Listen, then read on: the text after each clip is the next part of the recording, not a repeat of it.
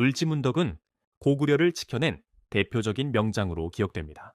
그의 이름이 가장 강하게 남은 이유는 거대한 수나라의 침략 앞에서 무력만이 아니라 지략으로 나라를 지켜냈기 때문입니다. 당시 수나라는 중국을 통일한 뒤 막강한 국력을 바탕으로 주변 나라들까지 굴복시키려 했습니다. 수양제는 고구려를 반드시 무너뜨리겠다는 뜻으로 엄청난 병력을 동원했습니다. 겉으로 보기에 고구려는 너무 불리해 보였습니다. 상대는 거대한 제국이었고 군사수에서도 차이가 컸습니다.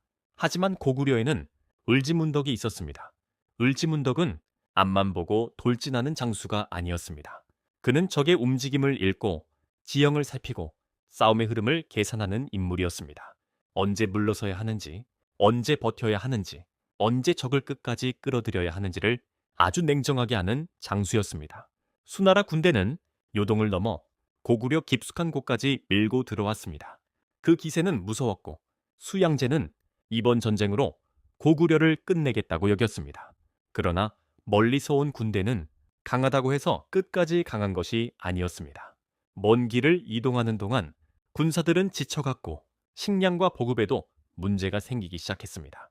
낯선 땅에서 오래 싸우는 것은 아무리 큰 군대라도 부담이 될 수밖에 없었습니다. 을지문덕은 바로 그 약점을 놓치지 않았습니다. 그는 처음부터 무리하게 정면 대결을 벌이지 않았습니다. 이길 수 없는 싸움을 억지로 밀어붙이는 대신 적이 더 깊이 들어오게 만들었습니다. 겉으로 보면은 고구려가 밀리고 있는 듯 보였을 것입니다. 하지만 그것은 패배가 아니라 계산된 후퇴였습니다. 적이 멀리 들어올수록 돌아갈 길은 더 멀어지고 지칠 수밖에 없기 때문입니다. 을지문덕은 적의 힘이 가장 강할 때 정면으로 부딪히지 않고 적의 힘이 꺾일 때까지 기다렸습니다. 이 점이 그를 단순한 무장이 아니라 지략가로 기억하게 만드는 이유입니다. 전해지는 이야기 속에서 을지문덕은 수나라 장수에게 시를 보내 물러날 것을 경고했다고도 합니다.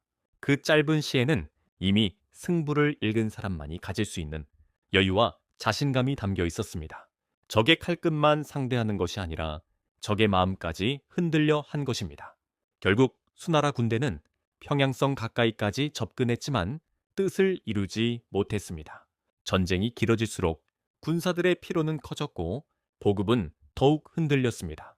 승리를 장담하던 분위기도 점점 무너지기 시작했습니다. 그리고 마침내 수나라군이 물러나기 시작했을 때 을지문덕은 결정적인 순간을 잡아냈습니다. 바로 살수에서였습니다. 살수는 오늘날 청천강 일대로 알려져 있습니다. 수나라 군대는 강을 건너며 퇴각하던 중이었고 긴 전투와 피로로 인해 대오가 흐트러져 있었습니다. 그 틈을 을지문덕은 놓치지 않았습니다. 고구려군은 가장 알맞은 순간에 가장 강한 방역을 퍼부었습니다. 강을 건너던 적군은 순식간에 혼란에 빠졌고 질서가 무너지자 대군이라도 버티기 어려웠습니다. 고구려군의 거센 공격 속에서 수나라 별동대는 엄청난 피해를 입었습니다. 이 전투가 바로 역사의 길이 남은 살수대첩입니다. 기록에는 수나라의 대군 가운데 살아 돌아간 수가 매우 적었다고 전해집니다. 그만큼 살수대첩은 단순한 승리가 아니라 거대한 제국의 침략을 꺾어낸 결정적인 승리였습니다. 이 전쟁은 고구려가 결코 만만한 나라가 아니라는 사실을 세상에 보여주었습니다. 또한 나라를 지키는 힘이 오직 병력 수에만 달려있는 것이 아니라 누가 흐름을 읽고 누가 끝까지 버티며 누가 결정적인 순간을 잡느냐에 달려있다는 것을 분명하게 보여주었습니다. 그래서 을지문덕은 지금도 고구려의 명장으로 불립니다. 그는 칼만 휘두른 장수가 아니었습니다. 나라가 가장 위태로운 순간에 성급하게 싸우지 않았고 두려움에 무너지지도 않았으며 끝내 가장 정확한 순간에 승부를 뒤집은 인물이었습니다.